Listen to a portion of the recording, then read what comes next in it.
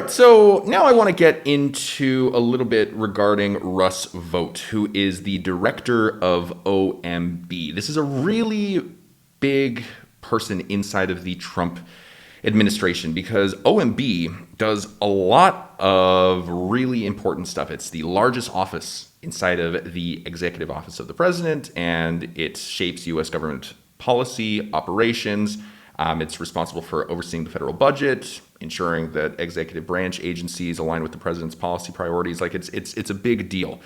And Russ Vought was a really kind of interesting selection for this particular position because Russ Vought is a self-proclaimed Christian nationalist who believes that we are living in a post-constitutionalist moment. If you don't know this already, Russ Vought is the architect of Project 2025. And I know that Project 2025 was viewed as like a big, boogeyman on the side of the left a few months ago prior to the election. But he's admitted, he's the chief architect of it. And because he is in the position that he's in inside of the presidency right now, inside of the executive branch, he has a lot of levers at his disposal to actually make this happen. For example, his ability to, number one, control the federal budget and the allocation of resources. He decides how funds are distributed within executive agencies. This guy has influence over federal regulations because OMB reviews and approves all significant regulations before they are implemented by agencies. He has control over executive orders and policy implementation. He makes sure that federal agencies follow the president's agenda, which gives him a lot of power over policy execution. He can obstruct congressional oversight. If Congress is asking the executive branch for certain documents, he can literally just say no to them. Again, this guy has a lot of power. So the thing that I wanted to do in this video is not do a lot of hoopla and, fear-mongering about this guy, but instead to really take a look at who this guy is in his own words. He came out with a article a couple of years ago that I think does a really, really good job of shedding some light on who this guy is, what it is that he believes. So we're going to simply go through this and read this. And then from there, I think we are going to try and articulate together some of the arguments against some of the points that he makes. So the name of his article is Statesmanship in a Post-Constitutionalist Moment. Whittaker Chambers once said that one of the most important cravings in the modern world is height, the ability to get up and see the lay of the land, above the various forces of history moving us when we don't know we are being moved. This talk is an attempt to gain some constitutional height about where we are as citizens. We are in a post-constitutional moment in our country. Our constitutional institutions, understandings, and practices have all been transformed over decades away from the words on the paper into a new arrangement, a new regime, if you will, that pays only lip service to the old Constitution. Now you notice, this is an argument that we've probably all heard from our parents to a certain degree. Oh, the Constitution isn't what it used to be. We used to follow the Constitution, but we got away from it when we became like a sinful nation that optimized around hedonism. Like these are all things that we've heard before. And we usually hear that the party that takes us farther and farther away from the Constitution are the Democrats. Right? This is something we've probably all heard throughout our childhoods. So keep that in mind as we continue to read through this, because we're going to be revisiting that worldview in very, very short order. From here, he says, our system is now much more like an unwritten constitution, which operates based on precedents, like the English system. No constitutional amendments have been passed to enact this, but new legal paradigms have been introduced. A living constitution, independent agencies, permanent expert civil servants that have changed the underlying separation of powers at the core of our system. Now, how did this come to be? The left at the turn of the 19th century were loud critics of the Constitution. Woodrow Wilson wanted an efficient, modern administrative state run by experts that could not be slowed by the Constitution's separation of powers. He complained that the trouble with the theory of checks and balances is that the government is not a machine, but a living thing. No living thing can have its organs offset against each other as checks and live. But these complaints largely stopped during the historical developments of the 20th century, and there is rarely any talk of a constitutional amendment on the left. Why is that? Because the left quietly adopted a strategy of institutional change that left the constitutional system of separate powers in place but radically perverted how they operated, their incentive structures, and their responsiveness to the American people. So what he's basically saying here is that while the Constitution still exists and we still essentially pay lip service to it, the political apparatus inside of Washington has figured out a way to take power away from the branches of government that we have previously thought are actually in control of our government and have put them in unaccountable fourth branches of government that are unaccountable to the president, to Congress, to the judiciary, all of these different things. So this is pretty much the main MAGA talking point, that there is an out-of-control bureaucracy who has figured out a way to hold on to power for themselves inside of the federal government. So let's continue reading here. The left's legal theorists adopted an approach to interpreting the Constitution based on it being a living document, meaning that its provisions should be understood to be malleable, keeping up with modernizing nation. This was married with increased power assumed by courts and the notion that 9 Supreme Court justices would make all final decisions without any response from the other branches. Congress created so-called independent agencies, such as the Federal Reserve or the SEC, meant to be independent from the direction of an elected president, but this principle impacted all the agencies, with career civil servants protected from at-will employment. Been a fan of mine for a while. You've probably thought to yourself, damn, it would be cool if I could do something similar to Anti.Prophet. And to that, I think you 100% should. I think there should be a lot of political content creators online that helps our discourse move forward as a country. However, when you're first getting started as a content creator, it's easy to think to yourself, man, I don't know what to post about. Like, what topics should I talk about? How do I come up with titles or thumbnails? Now, for the first time ever, that is completely solved. The tool that I use to solve all of these problems is 1 of 10. 1 of 10 will give you all of the inspiration you need when it comes to creating a title for your YouTube video and for creating a thumbnail that performs really, really well in the algorithm. Because in order to do well on YouTube, your titling and your thumbnails need to be in tip-top shape. Because if they're not, people are gonna see your video in the feed and they're gonna think to themselves, oh, that looks boring, swipe, and as a result, you're not gonna get any views. You're literally not going to be able to make money on YouTube. So again, if you're wanting to get into the YouTube game, I cannot highly recommend 1 of 10 enough. The link to the software is in the description of the video. And what he means by at-will employment is that the president should have the ability to basically fire people inside of these agencies at will.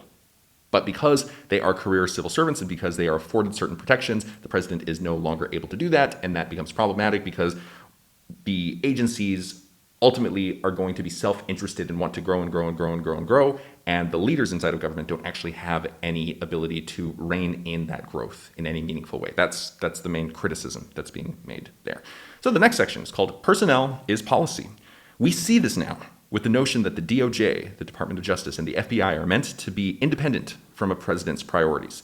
The Center for Disease Control only has a handful of policy officials appointed by a president. The rest, thousands, are all career officials, making it utterly impossible to manage even in normal times, let alone in a pandemic.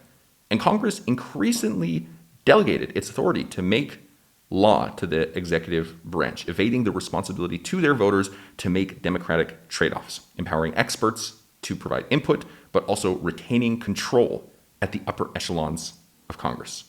Congressional leadership, committee chairmen, or senators who can block nominees to put their thumbs on the scale towards their preferred policy approach. For example, in the Trump administration, there were titanic struggles involving 3 or 4 different cabinet members, with a constant parade of participating senators over determining the right blend of ethanol and gasoline, pitting ethanol producers against oil refiners, making law away from the floor of the House and Senate, because that is what we were mandated to faithfully execute. Again, he's leaning into the criticism that most of what happens in Washington is not actually happening within the confines of the Constitution that he would prefer to return to from an earlier history of the United States. It's happening as a result of all these joint committees, senators who want their particular agenda to be pushed through, all of these bureaucrats who essentially want a piece of the pie in terms of what's happening in Congress. So all of this so far is fairly well known, but it gets more complicated the more you study it and experience it. Michael Glennon has done us a service by pointing to the concept of double government. When I was reading through this essay, really quick, just as a side note, this to me was the most interesting part of the essay. So you'll have to let me know what you think about this in the comments. So once again, the concept of double government and the work of Walter Bagehot, who Wilson certainly drew on in describing how the English constitutional system developed from the monarchy holding most power to it to holding virtually none. Bagehot drew a distinction between what he called the dignified institutions, the monarchy and the House of Lords. That needed to retain its emotional hold on the public through its history and theater, and the so-called efficient institutions, such as the House of Commons and the Cabinet, where real power resides. Glennon writes that in our system, the same phenomenon has developed. Together, these institutions make up a disguised republic that obscures the massive shift in power that has occurred, which, if widely understood, would create a crisis of public confidence. This crisis has been averted because the efficient institutions have been careful to hide where they begin and where the dignified institutions end. This promotes continued public deference to the efficient institutions' decision and continued belief that the dignified institutions retain real power. This double government and describes, this is double government and describes what we have in the United States.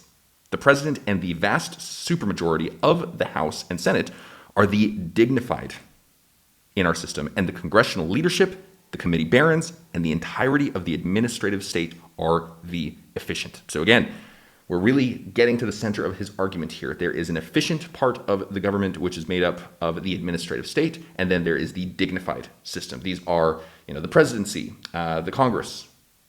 Those are the parts of our government that we recognize, whereas the efficient side of our government includes the administrative state, things that we may be less familiar with, but in his mind hold more power, much more power than the dignified elements of our system.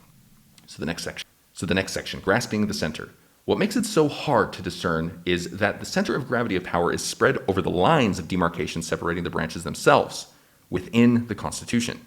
Yes, power has been delegated to the executive, but the president and the executive branch are no longer quite the same thing in practice. The agencies care more about the congressional appropriations committees than they do about their president. They draft rules according to the authorizing committee's interests, and they are all influenced by the values and milieu of a permanent ruling class in a capital city divorced from the everyday concerns and wishes of the American people themselves. So this was one of the biggest defenses that we all heard of the first Trump administration, which was basically he went in and he tried to change a lot of things, but because the administrative state, because the executive branch that worked for him basically got in Trump's way at every turn, he was much less effective than he would have otherwise been. This is kind of the main point that he's getting at here, is that the executive branch and the actual executive are very separated things, unless an executive leader goes into this branch and puts all the right people in the right places to get the executive branch to actually work for him again. And this is potentially what we're living through right now in 2025. In this next paragraph, this is the new Constitution. It has been a slow-moving revolution for over 100 years, but the Constitution we live under is not the one that our founders gave us. And the left understands this. They just never say the quiet part out loud. Have you ever wondered why their justices or legislators never get hung up on whether the Constitution allows their preferred policy or strategic approach? Ever? It's not that they just give lip service to the real one, but it's because they understand and live and swear allegiance to the new one. Anything they want to do is just a new precedent, whereas conservatives find themselves interpreting a revered document that is no longer in effect, lacking the tools to save their country, and therefore conserving not the Constitution, but the new regime. It's like a marriage that ended over 2 decades ago, in which one party didn't tell the other, and the other still thinks the marriage is in effect and operates as such. At some point, reality needs to set in. So, where do we go from here? Part of the answer is to become radical constitutionalists.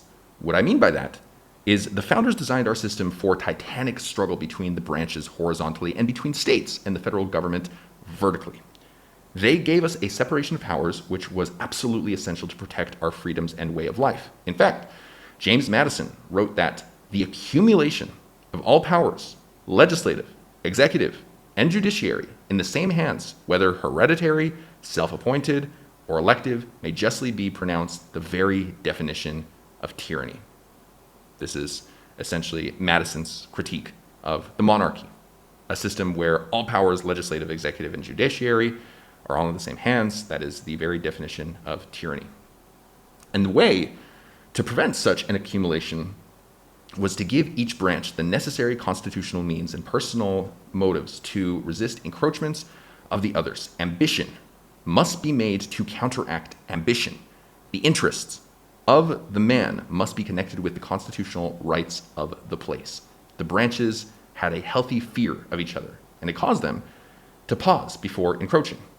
For example, think of Marbury v. Madison, where Chief Justice John Marshall sided with the new President Thomas Jefferson of a different party by saying Secretary of State James Madison didn't have to deliver Marbury's commission after all.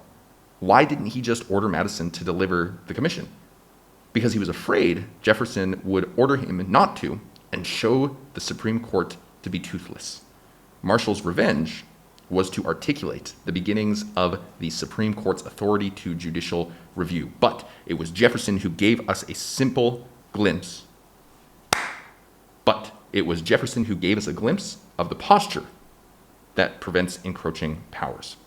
The right needs to throw off the precedents and legal paradigms that have wrongly developed over the last 200 years and to study carefully the words of the Constitution and how the founders would have responded in modern situations to the encroachments of other branches. Originalism should not just be interpreting the words in their original meaning. It should be to understand the logic of the original Constitution and how these authorities should be used unencumbered by the scar tissue resulting from decades of bad cases and bad statesmen. So again, we're returning back to this idea that we need to start to interpret the Constitution from the point of view of originalism, instead of trying to interpret it through modern lenses, through a modern viewpoint. Because the more we do that, the more we actually walk away from the tenets of the Constitution. This is the argument that he's making. So now, from here, we will head into the final section of this particular article, which is called Devolving Power. The Center for Renewing America is trying to secure the southern border, which the Biden administration refuses to do. Keep in mind, I believe this article was written in 2022, hence why he's talking about the Biden administration. Knowing that the Biden administration is in office for 2 more years, we have looked to the Constitution for what the founders would do if one was a current governor of a border state. And lo and behold, we found Article 1, Section 10, Clause 3, articulating that states cannot engage in war making unless invaded. And in our research, we found that they did not mean threats from foreign nation states, but rather smugglers, militias, Indian tribes, etc. We showed that millions of illegal aliens coming across and Mexican cartels holding operational control of the border constitute an invasion that allows regional governors to take steps to apprehend and return illegal aliens to the border without the federal government. My point in bringing this up is that you would be surprised at how hard it has been to get conservative lawyers to see this for no other reason than its novelty. That is what has to change. This is where we need to be radical in discarding or rethinking the legal paradigms that have confined our ability to return to the original Constitution. Now, I want you to remember this point where he references Article 1, Section 10, Clause 3, where the states are able to make war because they are being invaded. And the term invaded does not simply mean threats from foreign nation states, but it also includes smugglers, militias, Indian tribes, etc. We're going to be dealing with that specific point in a little bit. Going on to the end of the essay, he writes, "The death of Queen Elizabeth II has given us a vivid picture of where the left is trying to go. An executive and a monarch with massive historic grandeur and symbolism and no remaining authority. A parliament where a cabinet of MPs head the Department of State, staffed by career civil servants with purported expertise. The left in the US doesn't want an energetic president with the power to bend the executive branch to the will of the American people. They don't want a vibrant Congress where great questions are debated and decided in front of the American people and the trade-offs made there. They don't want empowered members. They want discouraged and bored backbenchers. They want all empowered career experts like Tony Fauci to wield power behind the curtains." And in America, the scary part is that this regime is now increasingly arrayed against the American people. It is both woke and weaponized. The national security state, with organs like the FBI, NSA, and CIA, are aligned against the American people who are outraged by this revolution they never assented to. The FBI is investigating concerned parents attending open school board meetings as domestic terrorists. They are putting political opponents in jail. The NSA is surveilling the conversations of citizens. Therefore, the hour is late and time is of the essence to expose the charade, rally the country against it toward self-government once again, and seize every leverage point to arrest the damage. The good news is that it's not too late. We have 75 million voting citizens and more each day. We have nearly 30 Republican governors where red state sanctuaries can be created. We are on the cusp of a Republican majority in the House and Senate. We have institutions like the Center for Renewing America fighting every day to break the political cartels while providing an arc for those exercising courageous leadership. And we have the reality revealed by the left's fight against Donald Trump and his movement. They know it is an existential threat to their regime. If it wasn't a threat, they would not care. And the lengths they are going to even now shows we have some remaining time. But the long, difficult road ahead of returning to our beloved Constitution starts with being honest with ourselves. It starts by recognizing that we are living in a post-constitutional time. Our need is not just to win congressional majorities that blame the other side or fill seats on court benches to meddle at the margins. It is to cast ourselves as dissidents of the current regime and to put on our shoulders the full weight of envisioning, articulating, and defending what a radical constitutionalism requires in the late hour that our country finds itself in, and then do it. That, and only that, will be how American statesmanship can be defined in the years ahead.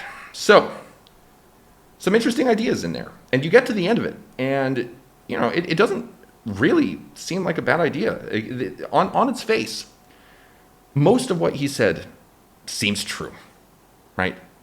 There is a part of the federal government that seems to have gotten out of control. There is a part of the federal government that seems to have taken on an antagonistic view and relationship to the American people. However, I want to dive into a couple of this guy's arguments throughout this and to simply provide some counter arguments. Because again, coming up with this idea that we are in a post-constitutionalist moment is something that I think most people who would have called themselves constitutionalists back in like the 2010s, right? That's a pretty bold, kind of scary statement. So if you're going to go around making that claim, you want to be able to make sure that your argument is airtight for all of the claims that you're making. And unfortunately for Mr. Vought, I don't think a lot of what he's saying holds that much water. And unfortunately, most of it just sounds good on the surface. So the first thing is he talks about this idea of a living constitution. And this living constitution is presented to us as this, sketchy scheme by leftists in order to sidestep the rule of law. However, the evolving interpretation of the Constitution is not an illegitimate power grab. It is a necessary response to a changing society. As the most basic example of this can be found in the fact that the Constitution itself doesn't provide clear answers for every modern issue. When we run into problems regarding digital privacy, corporate personhood, climate regulations, the Constitution doesn't have any say on any of these particular topics. On top of that, the flexibility of constitutional interpretation has been upheld by justices across the ideological spectrum. He's really going back to Marbury versus Madison, which I think was in 1803, and saying that was the point at which the judiciary started going off the rails and we need to return to essentially 1802. That, again, I guess you could take that argument if you want to be a hardcore originalist. However, the thing that you need to keep in mind is that justices on the left and the right have all participated in constitutional interpretations. And as a result of that, you can't really blame this on something that has been only happening on the left.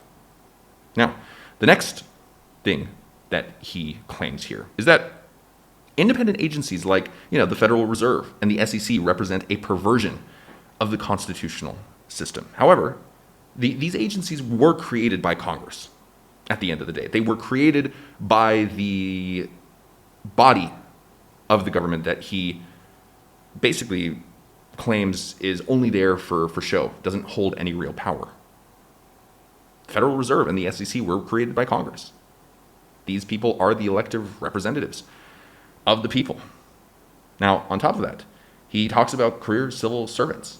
And when it comes down to it, career civil servants provide continuity and expertise from administration to administration, which prevents radical swings in policy that could destabilize the economy, public health, and national security. And I think with things like that, it's easy to hear, we don't really give a shit about the economy or public health or national security. We really care about living in a consistent country that we can believe in again.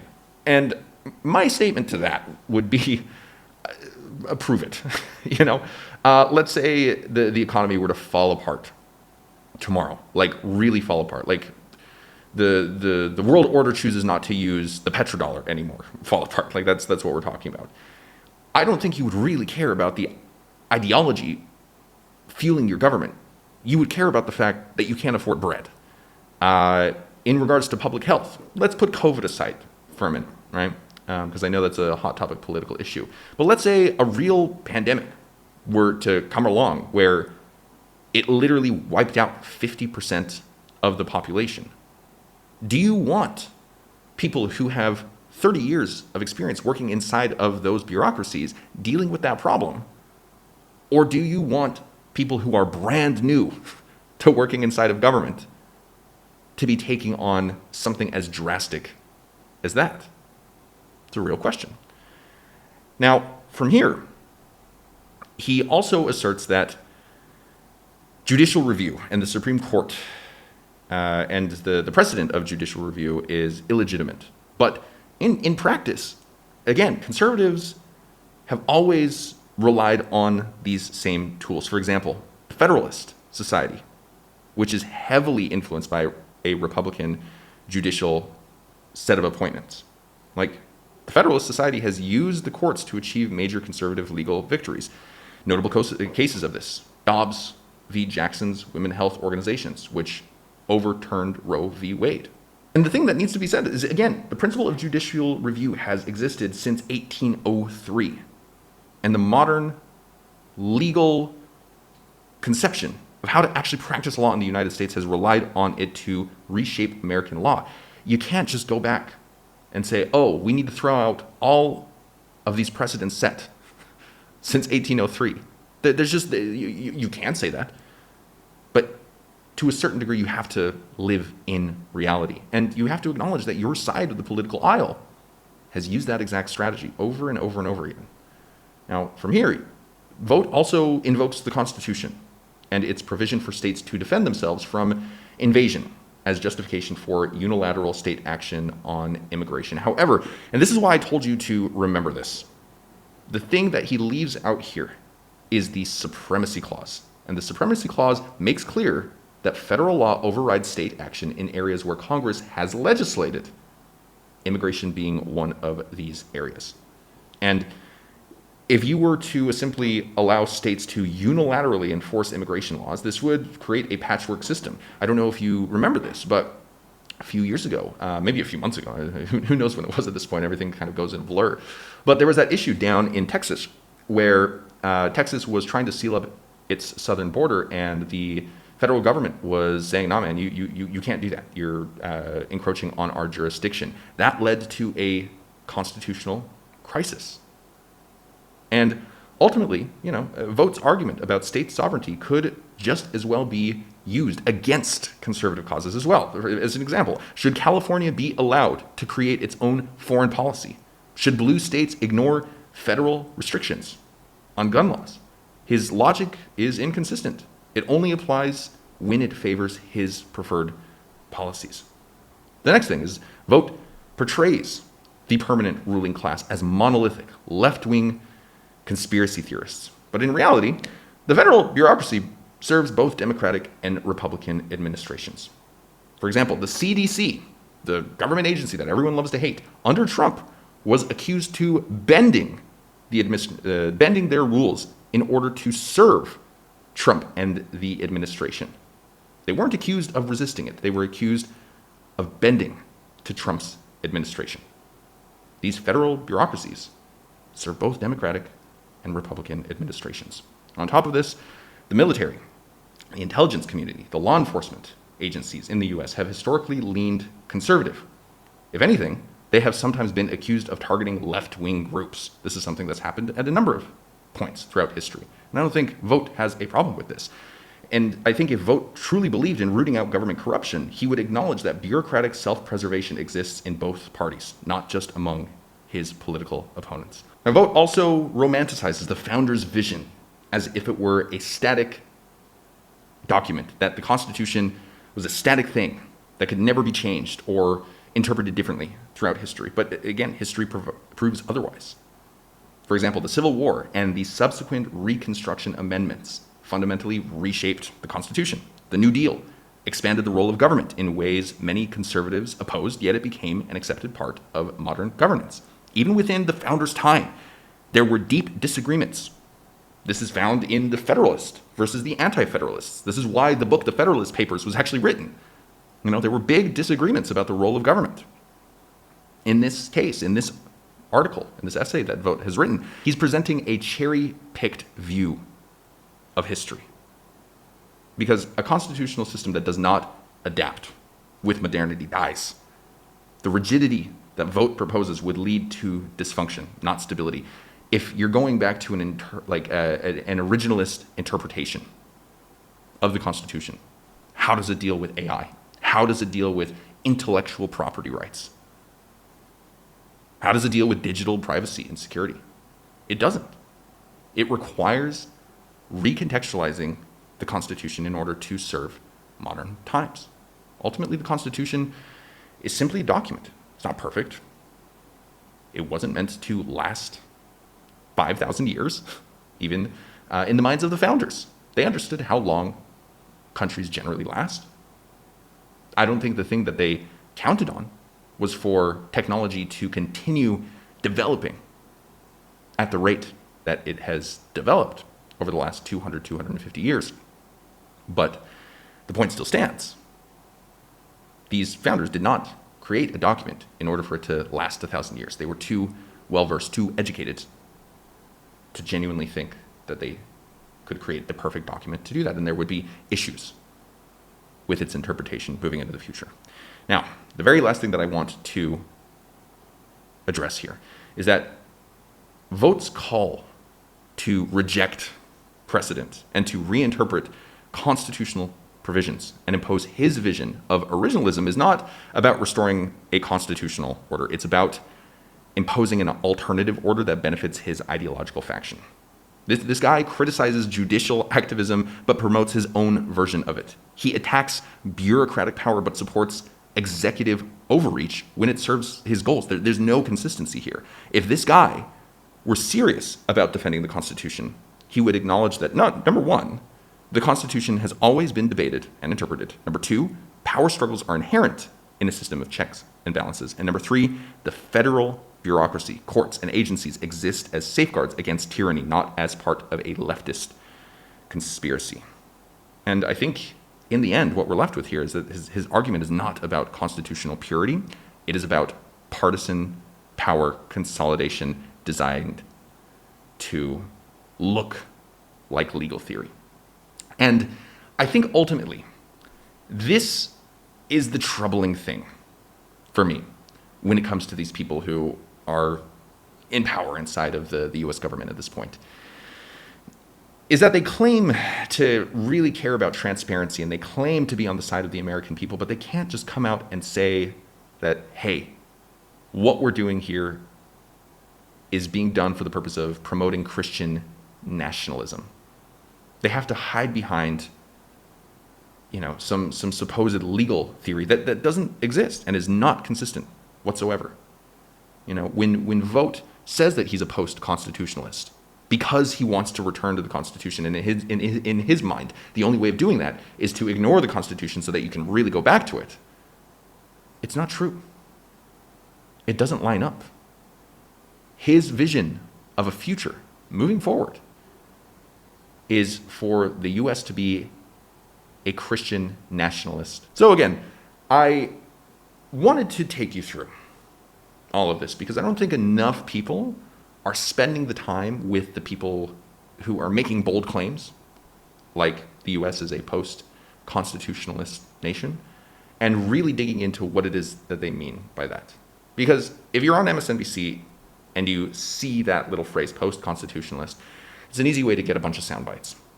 Now, from there, once you hear that, it's useful to go to the original author and say, okay, what did this dude actually mean? What was he actually getting at here? But you can't stop there. You can't just read a document and think to yourself, oh, wow, yeah, man, I read one article and I'm feeling really enlightened. This guy, must be right. It feels right. The only reason most things feel right is because you haven't properly thought through the counter arguments. And that's okay. That doesn't make you a bad person.